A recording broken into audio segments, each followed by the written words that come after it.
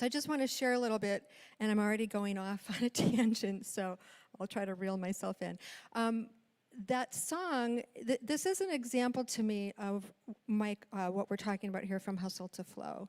Shawn Ginwright's book, the fourth pivot is from Hustle to Flow, and that's my talk today. And this idea that when we are in flow, that we are engaged and things flow effortlessly.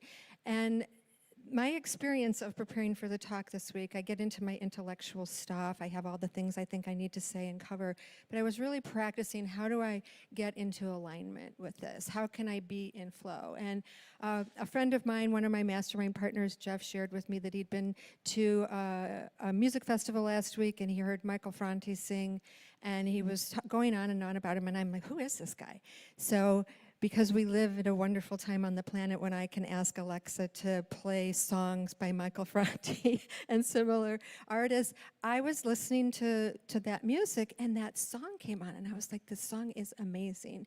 It speaks to meeting violence with peace, the flower in the gun. It speaks to no one taking your pride from you, in letting your spirit soar. It is all the things we're talking about here this month. So I just invite you to check out that song, the lyrics to it, and also just to take that as a demonstration of when you're in flow, when you align with flow. The universe sort of lobbed that song to me, and then that song sort of began to inform my talk. So there's a famous photo of a young man placing the flower in the barrel of a gun in the 1960s. And this was based on the movement, the flower power. Now, I knew about that movement when I was a kid, but I don't think I fully comprehended what it was about. I thought it was cool because it was about flowers. But it was an anti-war movement, started in Berkeley, California, against the Vietnam War. And the writer, the beat author, Allen Ginsberg, wrote an essay about how to make a march/spectacle, and he prompted the use of flowers, handing flowers to police officers, to politicians, to spectators, to what they, when I was researching this, fight violence with peace. Now, the very idea of fighting violence with peace, there's a little misnomer there, right? It's the challenge is when we resist something, we give power to it. But the idea was there, to meet the violence with peace, to be the flower in the gun. So Mother Teresa would say, I won't participate in an anti-war demonstration, but I will join you in a peace rally. Ernest Holmes would say, to be for something and against nothing. And I'm going to segue just a bit here, but I'll tie it back together. Shawn Ginwright in The Four Pivots says, our capitalist culture has us believing that we have to work hard to get ahead and relentlessly fight for success. There's always this fight. But what is the real expense? Burnout, depression, disease, and that divisive othering because we're competing. We think we have to compete with others or we won't get ours. But that's not the truth of who we are. That's not who we are at our essence. It may be how we're being, I'm wobbling here. It may be how we're being, but it's not our true nature. When we are aligned with spirit, when we are aligned with love, we more freely access our innate strengths and gifts. We creatively express from our authentic selves. We have the freedom to be who we are, and it is enough. And then we find effortless flow in our pursuits. When we're willing to step into that, to let our guard down, to let the fight down, and open to flow, ease comes to us. Creative insights come to us. The shift from that contracted state of fight, flight or freeze, to the more natural state of freedom, our open state, offers a more sustainable path to personal fulfillment, and it ripples out into the greater collective well-being. So it's presenting a path forward for our own peace, but for peace in the world. We are where peace begins.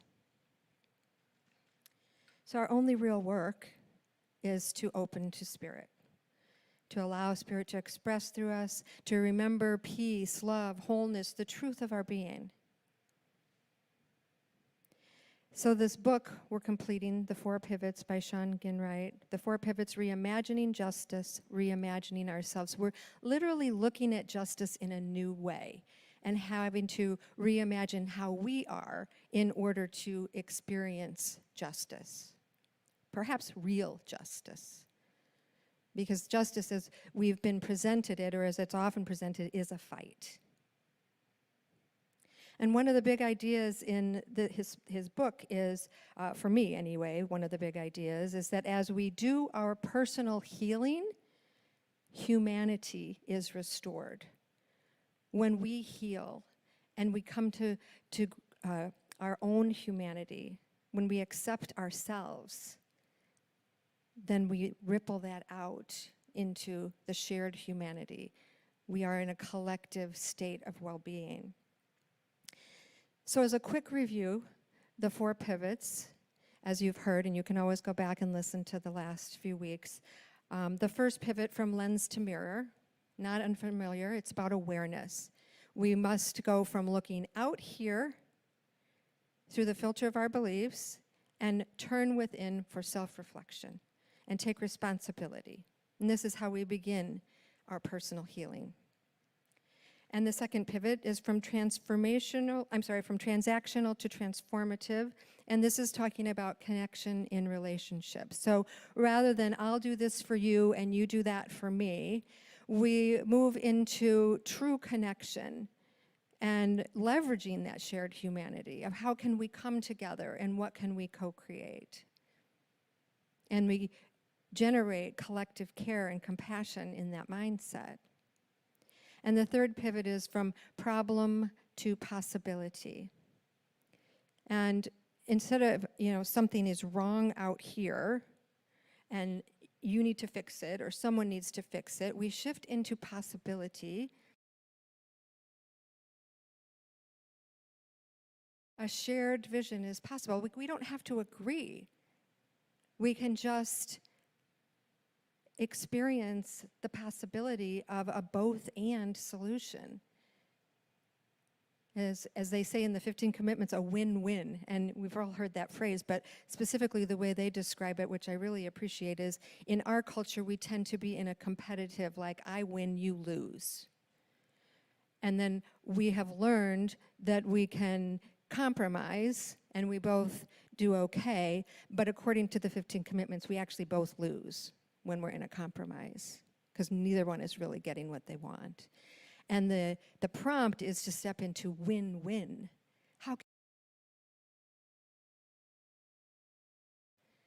When we align with flow, when we let those creative, I want to say lob, is it lobs when a softball is lobbed? Yeah. When we open ourselves to that, the solutions come. When we get out of the struggle, possibility opens the way for new solutions. And the fourth pivot is where we're landing today, and that is hustle to flow. And it's really about being in presence. And Ginwright challenges the relentless hustle culture, the culture that glorifies our constant busyness. And he's urging us to embrace a more sustainable and holistic approach to life. That busyness is the sort of violence to the self that I believe it's Merton who was in the reading that Judy shared today. An added benefit of flow is that when we are in presence, and fully engaged, when we are in that opening, aligned with our passions, we feel our purpose. We feel fulfilled. We can bring purpose to our experience. So this pivot from hustle to flow allows us to tap into our inner wisdom and our inner guidance. And when we are connected that way, it leads to a more just and compassionate world. And I really want us to get that. When we are in hustle, we're cut off from flow. When we are in hustle, we're cut off from spirit. We're cut off from our inner guidance. So everyone's walking around, or probably running around, cut off from spirit in that struggle. Peace begins with me. And that's not just a trite statement. We are individual expressions of the one. I mean, that sounds really cool, but when you really get it, it's big. There's nothing I do that doesn't impact all of you, and nothing you do that doesn't impact all of us. And anything that is truly good for one is truly good for all. It cannot be any other way. It is okay for us to be in our good, to receive our good. But if I'm in a contracted state, if I'm stressed out, tense, gripping, in fear, struggle, I am not contributing to peace. The war within me contributes to the war out there. And the peace within me contributes to the peace out there. So the simple question is, how am I being? And the way I work with this is I check in with my body. How do I feel right now? What's happening in my body? And I invite you just to take a moment. And let's take a deep breath, first of all, because this is all a lot of intense information. Take a nice deep breath. Let that go. Move your body. Release the tension. Release any gripping, any tightness. Create that inner peace. You have the capacity to be at peace within your being. So often we get into this us against them mentality, but we are all one. And in our spiritual exploration, we ultimately must come to surrender. You hear us talk often about the 4 states of consciousness, the to me as the victim, by me as the manifester, where we step into responsibility, through me we drop into surrender, and as me as the truth of our being, just oneness. And I appreciate this diagram so much, especially when we look at it the way they block it out in a certain format, because it shows that from victim into me, we rise up into a healthier ego state in manifester. But it is in manifester consciousness where we can have that addiction to busyness, where we get on the treadmill thinking we have to make something happen. And it is in the dropping into, deepening through spiritual practice, into through me consciousness, where we experience flow. Not making manifester wrong. It's a very important aspect of our being. But I like to drop in to surrender, into flow, and allow my doing to be guided by divine inspiration from flow. Receiving that gift of a song that could inform how I could begin my talk without efforting.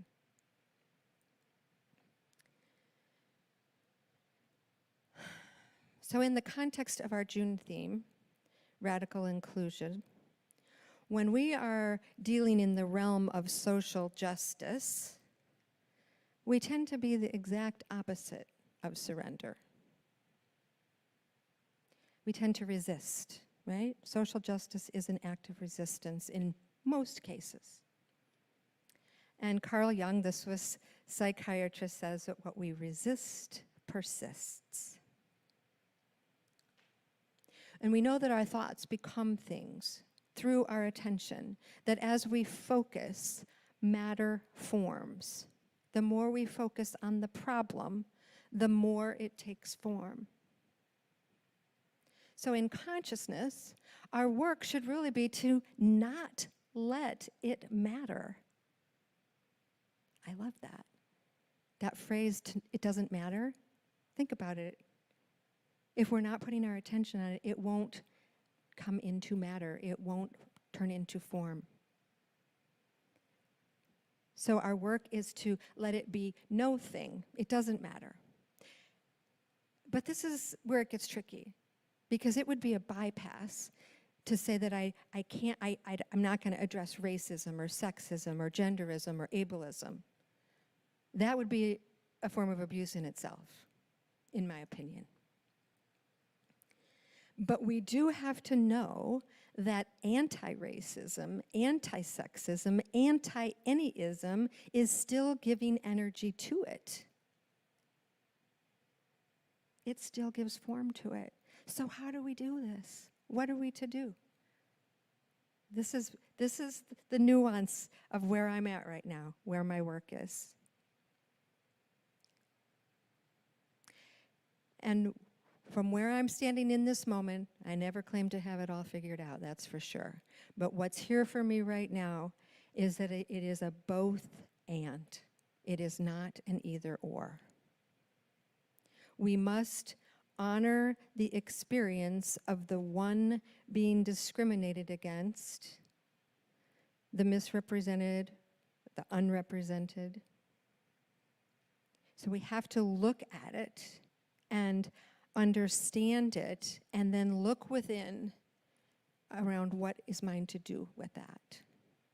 Not to stand against anything, but to be for the solution, to be for love, to be for compassion. So we move from transactional to transformative, not I'll give up this and you give up that, but really understanding one another. Because more than one thing can be true at the same time. It doesn't mean I have to be wrong for you to be right. So that looking within was pivot 1, the transactional to transformative pivot 2, and moving from problem to possibility, asking what's possible here is pivot 3. And then this moving in flow, or possibly remaining in flow, if you are so aligned already. And just, it's amazing to me how unlimited the possibilities are. We can all have our needs met. We don't have to agree. The universe comes up with unlimited solutions. But when we group together in our categories, the categories of our isms, sometimes we are coming together in honor of separation. So we just have to be aware of that. It can just be more trauma bonding. So you hear folks ask, well, why do we go into separate affinity groups when we do DEI and B work? That's, if we believe we're one, why would we separate? And again, it's a both and. We can't spiritually bypass what is happening. We can't spiritually bypass the experience of the people who are underrepresented. It's not sexism unless there's a person who is experiencing power over the other. It's not racism unless there is one who's having power over the other. It's just prejudice and bias up until that point. But when you have power over someone else, when you are in an authoritative state over someone else, then it becomes an actual ism. So we have to look at how we are being. What is our responsibility? And when we separate into affinity groups, we do that to create ease for people to do that, so that we don't continue to harm someone by our lack of understanding of something, or so that we can be vulnerable and admit that we don't know what we don't know and not be afraid to talk about it. And in doing this, we open ourselves up. We accept ourselves and have more compassion for ourselves so that we can come back together and do the work. We don't separate to stay separate. We separate as an assistance to coming back together in new ways.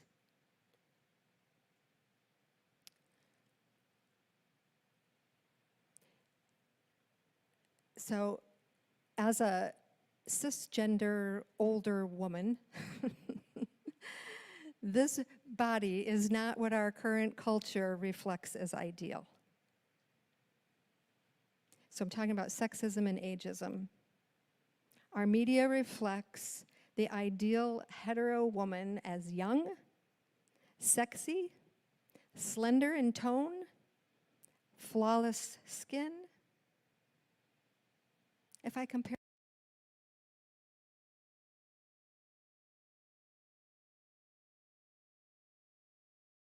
so much attention. I told Amy the other day in one of our conversations, sometimes I feel invisible. I know it's hard to imagine that someone in ruffles and polka dots feels invisible, but it goes on in here, right? And Reverend Ruth and Reverend Champion in our workshop, they left us with the idea that we have to accept ourselves.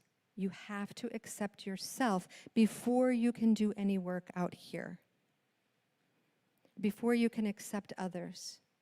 It always comes back to love, and love always starts here.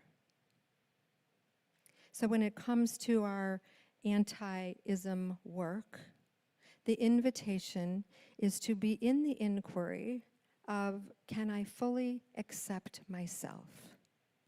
Do I fully love myself as I am? What am I afraid of? What am I afraid of losing?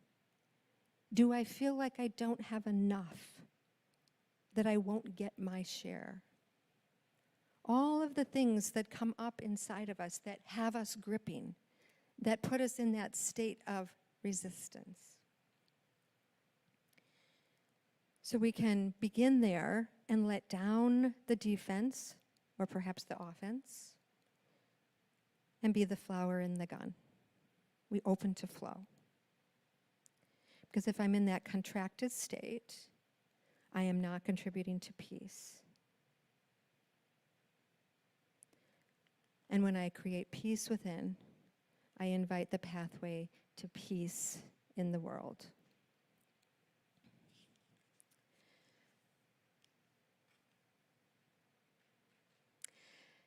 So, because I went off on a few tangents, I'm just kind of scouring my notes to see where I want to go next. And I think, where are we on time? Okay, great. I'm going to just do a little bit of practice. I think that's a fine place to complete. So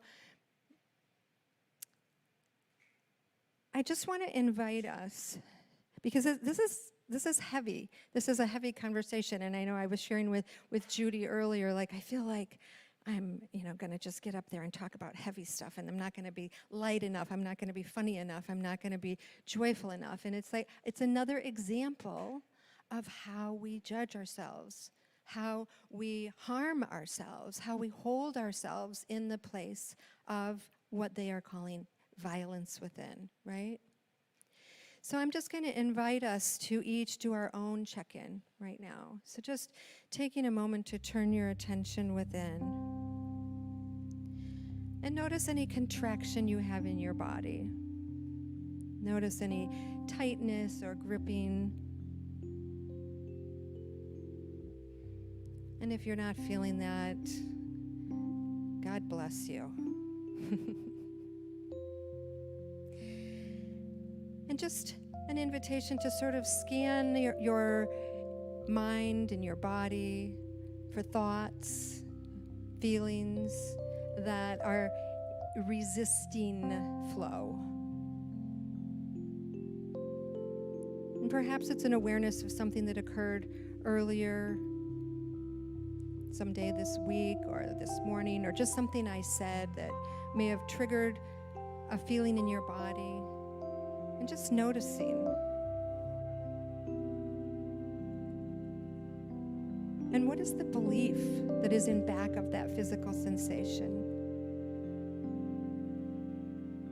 What is the emotion that is in back of that physical sensation?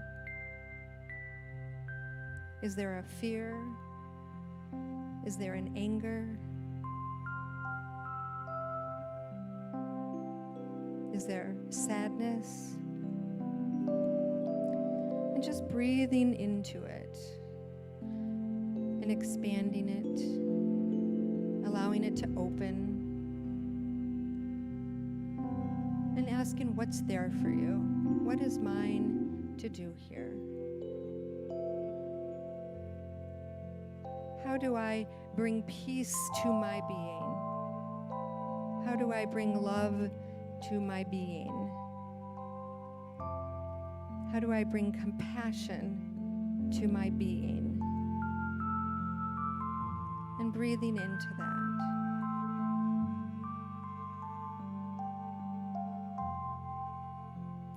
Feeling the opening. Allowing ease to begin to move through the body. And if needed, moving the body, shifting the body. You can tighten and release. Stand up if you choose. You can practice the butterfly hug that Ruth and Champion taught us, the tapping. What moves you into a greater state of peace in your being?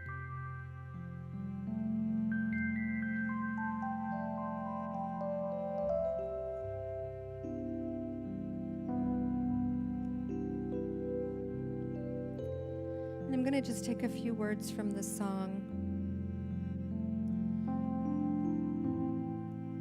No one could ever take your pride from you. Speak your truth and let your spirit fly. Because we can be the healing when you're feeling all alone. We could be the reason to find the strength to carry on. In a world that's so divided, we shall overcome. We can be the healing. We can be the flower in the gun.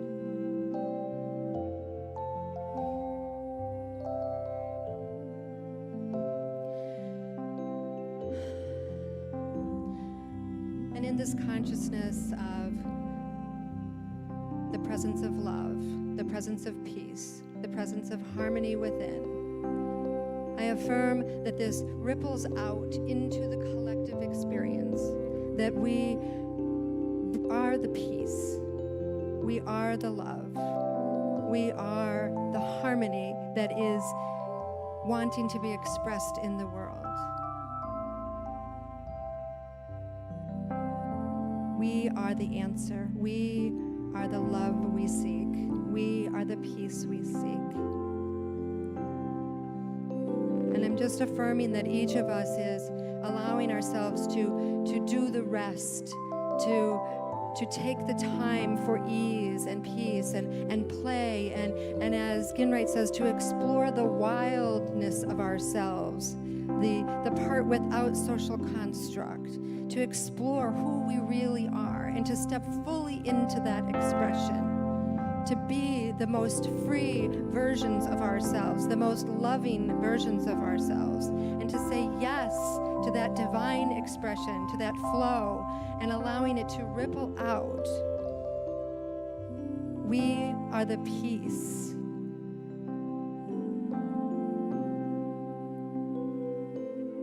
We are the peace we seek. And I simply release this word into the law, knowing it is so. I call it good, and so it is.